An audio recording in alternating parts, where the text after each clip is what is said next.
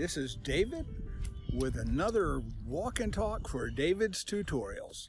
I just had something I wanted to share with you because today is 2 days after Christmas, and Christmas is the giving season. We all get in the mode of wanting to be better gifters at Christmas time, but it's something we might want to consider.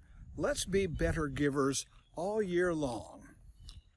Last September, our family took a family vacation to a very expensive resort.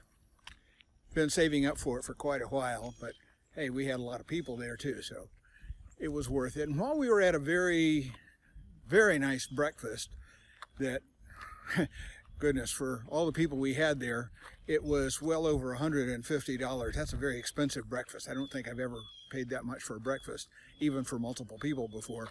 But my wife and my daughter-in-law were discussing adding a $5 extra tip for the server. And I got to thinking, my goodness, these servers at this resort where the bills for the meals are normally well over $100, which means each party is going to have a tip of well over $50 and probably more than that. An extra $5 for them probably doesn't mean as much to the people there as it might if you were to give an extra $5 to a server in Waffle House or Cracker Barrel or one of the other places where the tips are generally going to be $2 or $3. It's the same $5. It's $5 out of your pocket, and it probably, you can correct me if I'm wrong, but an extra $5 out of your pocket doesn't make that much difference to you, does it? I used to be a very accurate tipper. I'm not sure that was the right way to be, but the miser in me wanted to give the server what I thought they had deserved, which these days is 20% in the United States. I remember when it was 10% and it was 15%, and now it's 20%. And I remember feeling a little bit irritated when the standard tip went up from 15% to 20%, thinking, well, my goodness, why do they want that much more of my money? A little bit later on, I got to thinking about that. And you know what? Today, I overtip. I frequently overtip lavishly. I do this for several reasons.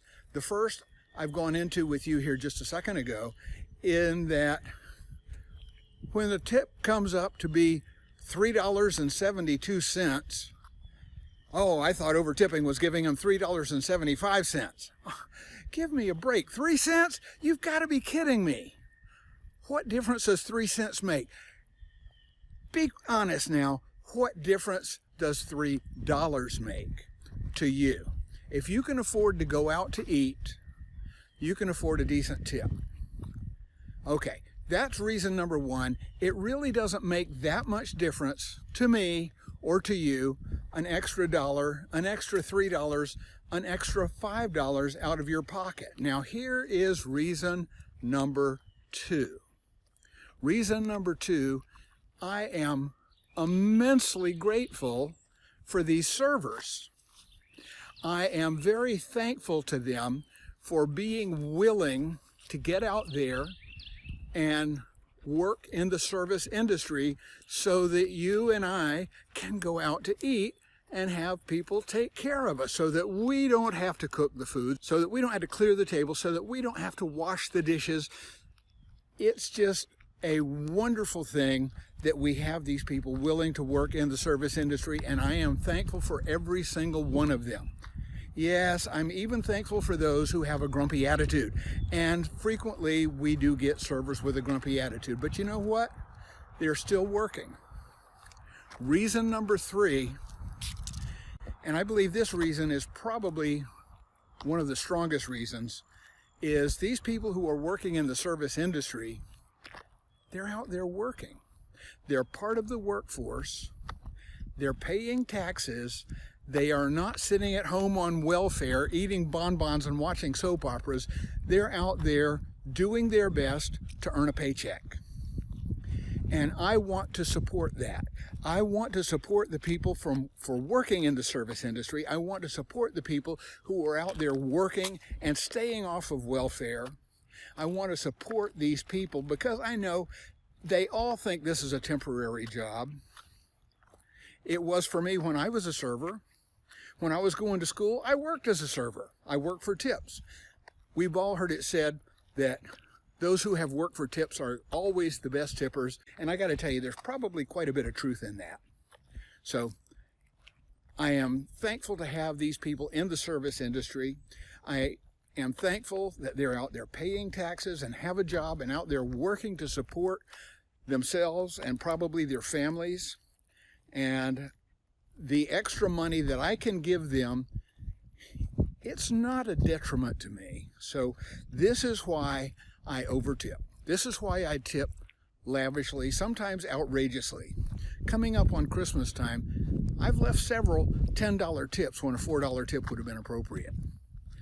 I remember one young lady, she was at the register and she had been our server, and when I added a $10 tip onto something that should have been $4, she looked at me, she said, "Did you mean to do that?" I said, "Yeah, Merry Christmas." She said, "Thank you." And I could just tell by the expression on her face that it meant a lot to her. And for the cost to me and meaning that much to her, oh, it's truly worth it. So let me suggest to you that you consider your tipping. Are you tipping enough? Are you tipping too much? Are you being a miser, or are you being generous? What kind of person do you want to be? Consider this and perhaps help support the service industry and support the people in it, and tell them that you're grateful for what they're doing. Leave them a really good tip. This is David for David's Tutorials, and I'll see you in the next video. Give us a thumbs up if you like this video. Share it with other people so that they can do some over tipping as well, and you'll help the David's Tutorials channel in the meantime. Take care, everybody.